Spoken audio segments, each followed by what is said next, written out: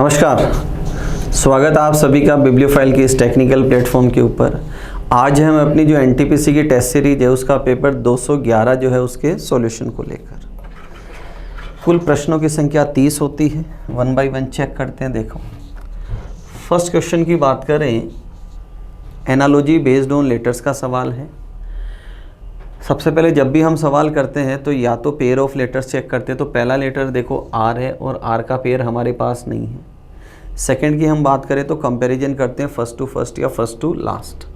तो अगर मैं आर को एन से कंपेयर करूं तो यहाँ -6 है। आई से अगर मैं एन जाऊं तो यहाँ +5 है। और डी से अगर मैं बी जाऊं तो -2 है। और ई का ई दे रखा है मतलब 0। एक सीरीज है, कोई सीक्वेंस नहीं है, बट चूंकि दे रखा है तो उसी को ही फॉलो करना है। तो अगर मैं यहाँ -6 करूँ तो B आना है, +5 करूँ तो J आना है, -2 करूँ तो अगेन J आना है, और एज इट इज़ लिखूँ तो क्या आना है P। तो BJJP, BJP नहीं है, BJJP। तो डी ऑप्शन राइट आंसर है। यहाँ कहा है, परिवार में in a family of Mr Prakash has his wife and 2 married brothers. Mr Prakash है, उसकी पत्नी है और इसके 2 भाई हैं, और दोनों क्या है, मैरिड है। तो ये पहला उसकी पत्नी है, ये दूसरा और उसकी भी पत्नी है, जिनमें से एक के 2 बच्चे हैं। इस एक के कितने बच्चे हैं, 2, और दूसरे के कोई संतान नहीं है। तो परिवार में कुल कितने सदस्य हैं, तो 3 तो पेयर हो गए, 1 2 3 6 लोग, ये 7वां और 8वां, तो कुल कितने लोग हो गए, 8। तो बी ऑप्शन यहाँ क्या होगा, इसका सही उत्तर हो जाएगा। अगले प्रश्न की बात करते हैं। ब्लड रिलेशन का सवाल है। इसने कहा है, if P is the husband of Q, P is the husband of Q, तो क्यू होगी उसकी पत्नी, and R is the mother of S and Q, R is the mother of S and Q. R माता है किसकी, S और Q की, तो एस और क्यू सिबलिंग हो गए, and R is the mother of S and Q. What is the relation of R with P, with P. तो पी क्या बताएगा, पी के साथ पूछा है तो पी इसको कॉल करेगा, तो ये पी की पत्नी है और ये पत्नी की माता, और पत्नी की माता कौन होती है, सास, मदर इन लॉ। तो डी ऑप्शन क्या होगा, यहाँ पर राइट आंसर हो जाएगा। अगले प्रश्न की बात करते हैं। क्वेश्चन नंबर 4 की बात करें तो एक जो वर्ड है उसको जम्बल्ड फॉर्म में लिखा गया है, और हमसे पूछा है कि अक्षरों का एक सार्थक क्रम बने। मतलब इससे इनको अगर मैं रीअरेंज करूं तो एक मीनिंगफुल वर्ड बनना चाहिए। Got it. तो इनको अरेंज करें तो देखो, 4 पे कौन है, बी, 2 1 6 5 7 और 3। आगे यहाँ दे रखा है 2 4 1 6 5 3 और 7। फिर दे रखा है यहाँ पर अगेन 2 1 4 6 3 5 और 7। यहाँ है 2 4 1 6 3 5 एंड 7। तो इसमें मीनिंगफुल वर्ड है, इसको बोलते हैं ऑब्स्क्योर। क्या बोलते हैं, ऑब्स्क्योर। ऑब्स्क्योर का मतलब होता है अनक्लियर, अस्पष्ट। ऑब्स्क्योर का मीनिंग क्या हुआ, अनक्लियर। तो ऑप्शन डी क्या होगा, यहाँ पर राइट आंसर होगा। अगला प्रश्न है, मिसिंग नंबर का सवाल है। देखो, 3 से 5 बनाऊं तो 2 तरीके हैं। एक तो 2 का डिफरेंस ले लो, और दूसरा है इंटू 2 करके -1 करो। अगर मैं 5 से 8 बनाऊं तो पहला तरीका 3 का डिफरेंस, दूसरा तरीका इंटू 2 और -2, दोनों अभी सही चल रहे हैं। फिर मैं यहाँ चलूँ तो इंटू 2 -3, और यहाँ डिफरेंस कितने का है, 5 का। अगर मैं यहाँ आगे जाऊँ तो इंटू 2 माइनस 4, ये और यहाँ डिफरेंस कितने आएगा 9। तो देखो जो डिफरेंस वाली सीरीज है, डिफरेंस वाली सीरीज को आप क्लियरली देखें 2, 3, 5, 9, कोई भी इसमें सीरीज नहीं बन रही है, तो मैं प्रायोरिटी किसको दूँ, जो into 2 minus 1 minus 2 minus 3 minus 4, तो अगला क्या हो जाएगा इंटू 2 और माइनस 5, तो यहाँ नंबर कितना आ जाएगा 39। तो थर्ड ऑप्शन क्या होगा यहाँ पर राइट आंसर होगा। अगले प्रश्न की बात करते हैं, मिसिंग नंबर का सवाल है। अमूमन जब भी हम ऐसे सवाल करते हैं, आपको ये बताया है कि आमने सामने के जो नंबर होते हैं इनको पेयर बनते हैं 10 में से 9 सवालों के अंदर। यहाँ लॉजिक थोड़ा सा डिफरेंट है। क्या किया है, ये जो तीनों नंबर हैं इनको आपस में गुणा किया है, तो 3 इंटू 4 इंटू 5, तो ये कितना हुआ 60, और इस वाले नंबर को क्या किया इसमें प्लस किया, तो नंबर कितना बना 63। अगेन जो ये तीनों नंबर हैं इनको आपस में क्या किया है गुणा किया है, और इसको क्या कर दिया उसमें ऐड कर दिया। अगेन अगर मैं इन तीनों को गुणा करूं आपस में, तो ये वैल्यू कितना आएगी 105, और उसमें मैं क्या करूंगा 6 ऐड कर दूंगा, तो नंबर मेरा कितना बनेगा 111। तो डी ऑप्शन क्या होगा यहाँ पर राइट आंसर होगा। अगले प्रश्न की बात करें, डायरेक्शन का सवाल है, और ये क्या कहता है कि प्रतिदिन प्रातः मॉर्निंग गुंबज की परछाई 12 कमान के ऊपर पड़ती है और साय को 12 कमान की परछाई ठीक गोल गुंबज पर पड़ती है। Got it. तो देखो सुबह की बात है, इसका मतलब सन किधर है ईस्ट में, तो परछाई किधर होगी वेस्ट में। Got it. अब इसने बोला गुंबज की परछाई 12 कमान, तो मतलब शेडो किधर आ रही है वेस्ट में, शेडो किधर आ रही है वेस्ट में, और कहाँ पर आ रही है परछाई 12 कमान के ऊपर। इसका मतलब 12 कमान वेस्ट के अंदर है, 12 कमान किधर है वेस्ट के अंदर है, और गुंबज किधर है ईस्ट के अंदर है। अब आगे बोल रहा है सायकाल शाम के समय, साय के समय क्या होगा सन इस तरफ हो जाएगा, यहाँ सन हो जाएगा, तो शेडो इस तरफ हो जाएगी, परछाई इस तरफ हो जाएगी। अब शाम के समय क्या होगा 12 कमान की परछाई गोल गुंबज के ऊपर है, तो मतलब वेस्ट से किधर जा रही है ईस्ट की तरफ जा रही है, तो गोल गुंबज 12 कमान से, गोल गुंबज 12 कमान से, तो 12 कमान किधर है वेस्ट, और इसके गोल गुंबज किधर है ईस्ट की तरफ है, तो आंसर क्या आ जाएगा ऑप्शन फर्स्ट आ जाएगा। अगले प्रश्न की तरफ चलते हैं। वेन डायग्राम का सवाल है, पूछा है कि कौन सी संख्या उन महिला डॉक्टर्स को दर्शाती है, महिला तो मतलब ट्राइंगल, तो 9, 1, 2, 7, और डॉक्टर तो नंबर कौन सा आया 2 और 7, नंबर कौन सा आया 2 और 7, जो रोजगार में नहीं है, तो इन दोनों में से रोजगार में कौन सा नंबर है 2, तो 2 को एलिमिनेट करूँ तो नंबर कौन सा बचा 7, तो फर्स्ट ऑप्शन क्या होगा यहाँ पर राइट आंसर होगा। अगले प्रश्न की बात करते हैं, सिलॉक्स का सवाल है। स्टेटमेंट है मेरे पास सम बुक्स आर नोवेल, कुछ किताबें क्या हैं नोवेल हैं, सम बुक्स आर नोवेल। आगे दे रखा है ऑल नोवेल्स आर मैगजीन, सारे नोवेल क्या हैं मैगजीन है, all novels are magazine.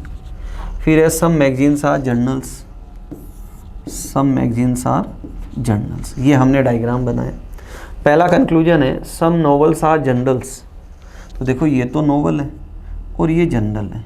Novel और जनरल में कैसा रिलेशन दिखाई दे रहा है पॉसिबिलिटी, और उसमें कैसी बात की है पॉजिटिव, कैसी बात की है पॉजिटिव। अब इसके साथ मुझे क्या चाहिए नेगेटिव, नो वन चाहिए, तो नो वन अगर मैं ढूंढूँ यहाँ क्या दे रखा है पॉजिटिव, नो वन में क्या होगा no novel is a journal, तो यहाँ नेगेटिव दे रखा है। इसका मतलब फर्स्ट और फोर्थ तो किस में आ जाएंगे दोस्तों इधर और की कंडीशन में आ जाएंगे।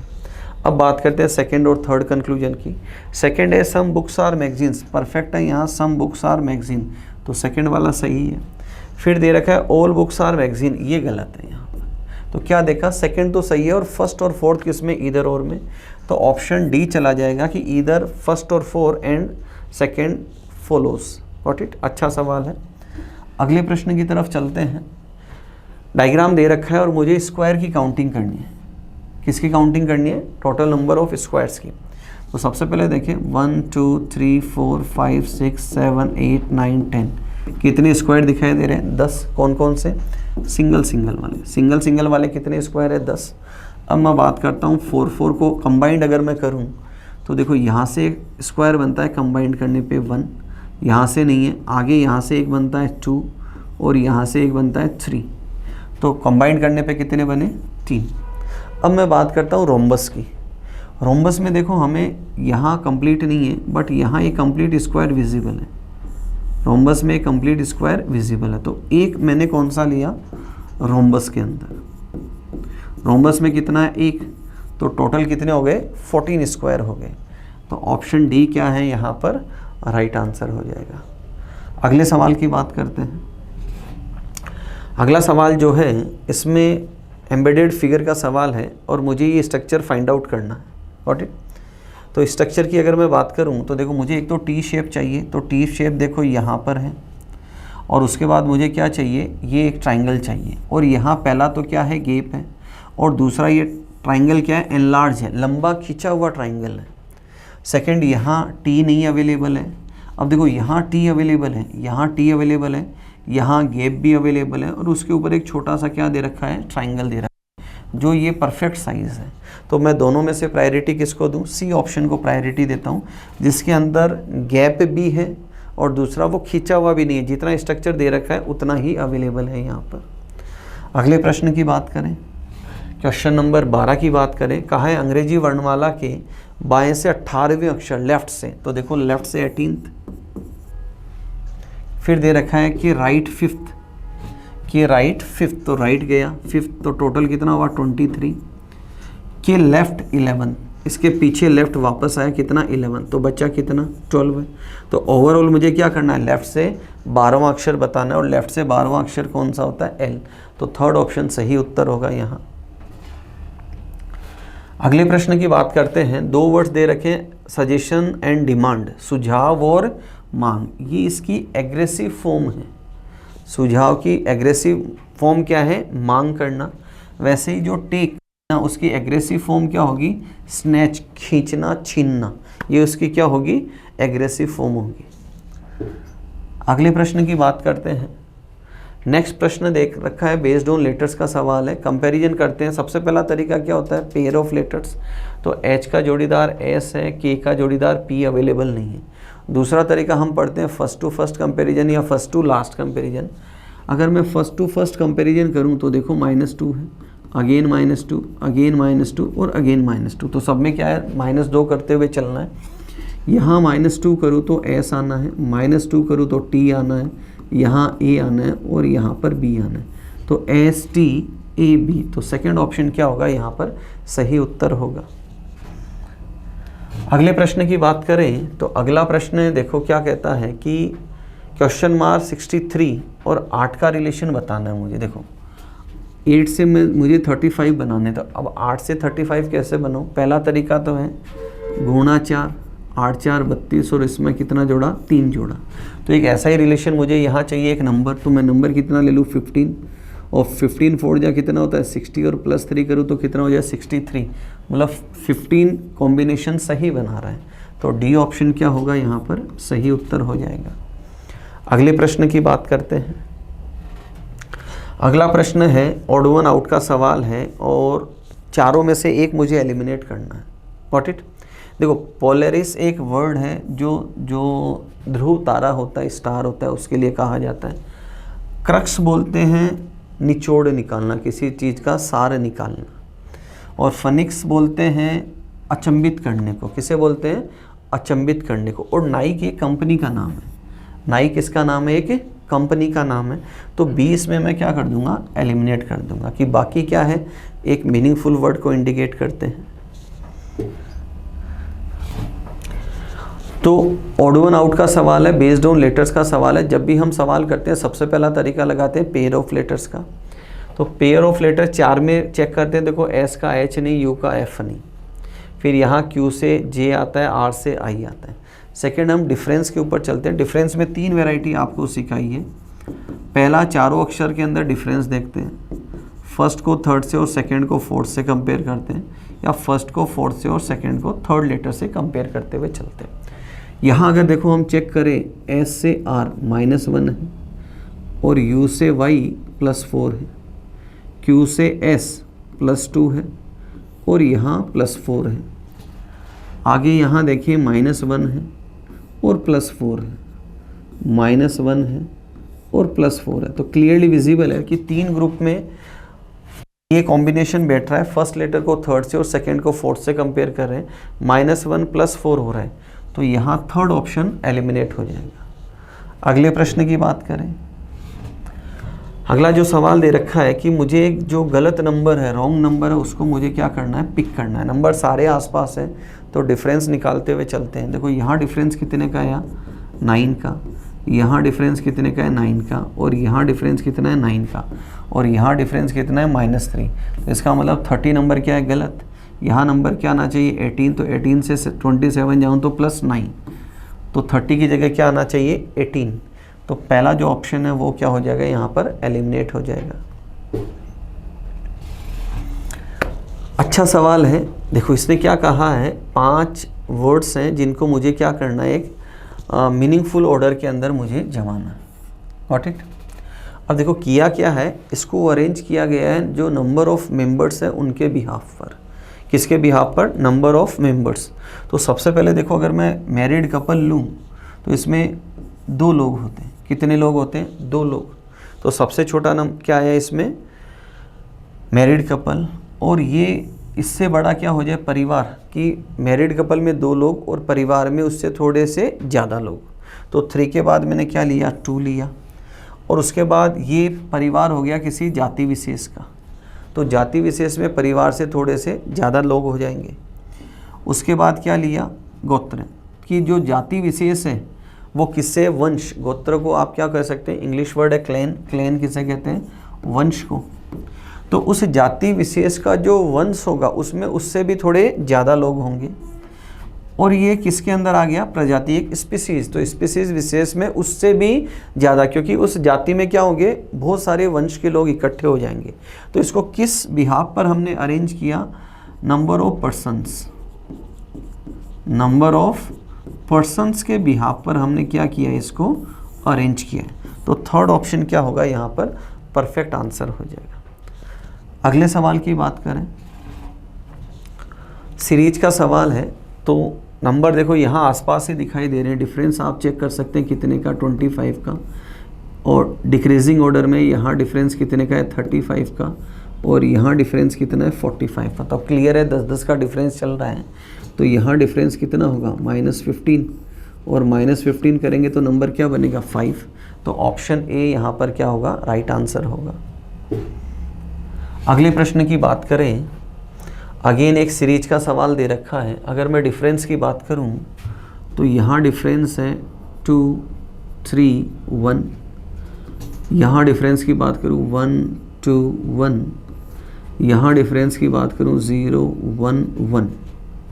अब अगर मैं इनमें वापस डिफरेंस निकालूं तो यहाँ डिफरेंस देखो 11 का, अगेन डिफरेंस कितने का, 11 का। तो यहाँ भी अगर मैं 11 का डिफरेंस निकालूं तो नंबर कितना आ जाएगा, 99। और 99 अगर इसमें मैं ऐड ऑन करूं तो नंबर कितना बना, 583। तो सेकंड ऑप्शन क्या होगा मेरा, यहाँ पर राइट आंसर हो जाएगा। अमूमन हम डिफरेंस के सवाल देखते हैं तो देखो उसमें सीरीज 11 की आपको कम देखने को मिलती है, तो थोड़ा सा दिमाग के अंदर लेके चलें इसको भी। अगले प्रश्न की तरफ चलते हैं। लेटर बेस्ड सवाल है, सीरीज का सवाल है। जब भी हम ऐसे सवाल करते हैं सबसे पहले काउंटिंग करते हैं लेटर्स की। और देखो 2, 4, 6, 8, 10, 12, 14, 16, 18 और 20, कुल कितने अक्षर हैं, 20। उसके बाद हम क्या करते हैं, फिलर्स को चेक करते हैं कि कितने फिलर्स हैं। नंबर ऑफ फिलर्स कितने हैं, 6, और ऑप्शन में भी कितने, 6 लेटर्स हैं। तो मतलब सारी स्टोरी सेट है यहाँ पर। अब हम ब्रेकडाउन की बात करें तो 20 में हम या तो 4-4 लेटर का डिवीजन करते हैं या 5-5 का। तो सबसे पहले मैं 4 लेटर्स जो हैं उन पर सीरीज को ब्रेक करके चलता हूँ। Got it. अब देखो इसमें क्या दे रखा है, इसने किया है जैसे अगर आप फर्स्ट को कंपेयर करें तो यहाँ आप चेक करेंगे, देखो स्पेस CA अगर मैं राइट से चलूँ AC तो यहाँ क्या आ जाए, E। एक सीरीज बैठी ऑल्टरनेट वाली।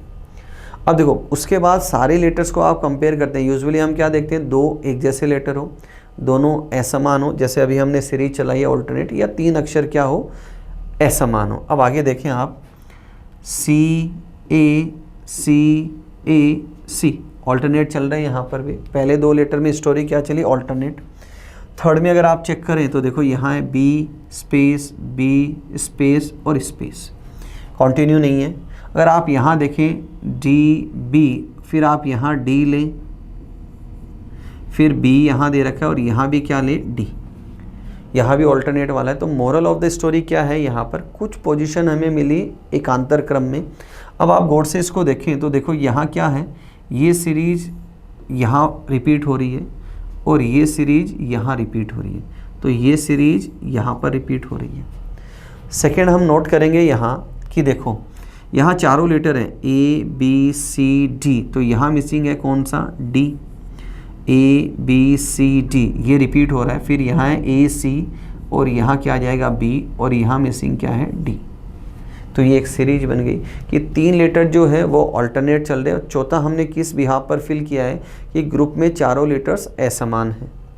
तो अब इसको ऑप्शन को पिक करते हैं, ए डी डी पहला ऑप्शन नहीं है, दूसरा ऑप्शन नहीं है, तीसरे में ए डी डी दे रखा है और यहाँ पर भी दे रहा है। अगले अक्षर है डी डी बी, तो डी डी बी, तो थर्ड ऑप्शन क्या है यहाँ पर, राइट आंसर है। अगले प्रश्न की बात करते हैं। अगला सवाल है वेन डायग्राम का सवाल है, ब्लू आइड फीमेल, तो रिलेशन आया सम आर का कि कुछ नीली आंखों वाली महिलाएं हो सकती है, कुछ नीले आंखों वाले डॉक्टर हो सकते हैं और कुछ महिलाएं डॉक्टर हो सकती है। तो रिलेशन किसका आया, सम का, तो डी ऑप्शन क्या होगा यहाँ पर परफेक्ट आंसर होगा। अगले प्रश्न की बात करते हैं, काउंटिंग ऑफ ट्राइंगल्स का सवाल है। जब देखो इस सवाल को कैसे करें, 3 हिस्सों में तोड़ते हैं, पहला हिस्सा, दूसरा हिस्सा और तीसरा हिस्सा। पहले हिस्से की बात करें इसमें, तो इसमें ट्राइंगल कितने हैं, 3, फिर इसको इसमें खुद में कितने हैं, 3। अब इसको अटैच करते हैं यहाँ से, तो एक ट्राइंगल ये बनता है और एक नीचे वाला ट्राइंगल बनता है। तो पहले हिस्से में टोटल ट्राइंगल्स कितने हुए, 5। पहला और तीसरा हिस्सा क्या है, सेम, तो 5 और 5 कितने हो गए, 10। यहाँ ट्राइंगल कितने बने, 10। अब मिड वाले की बात करें तो ये जो एक बॉक्स है, इस एक बॉक्स में कुल कितने होते हैं, 8, तो 8 और 8 कितने हो गए, 16।